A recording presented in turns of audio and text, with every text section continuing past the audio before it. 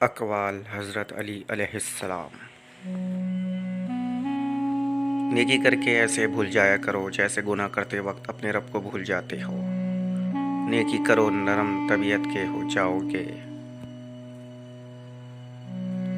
اس چیز پر افسوس مت کرنا جو تمہارے ہاتھ نہ آ سکے۔ جاہل کی بات کو برداشت کرنا عقل کا صدقہ ہے۔ اپنی جوانی کے دھوکے میں مت آؤ کہ یہ عنقریب تم سے چھن جائے گی۔ معذرت کرنا عقل مندی کی دلیل ہے۔ یہ زندگی صرف ایک امتحان ہے۔ جو اپنی بیماری طبیب سے چھپاتا ہے وہ اپنے جسم سے خیانت کرتا ہے۔ اگر رزق عقل و دانش سے ملتا تو بیوقوف و جانور زندہ ہی نہ رہتے۔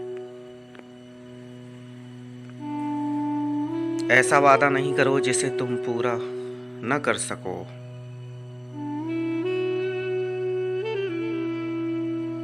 اپنی دولت کو نیکی کے علاوہ خرچ نہ کرو۔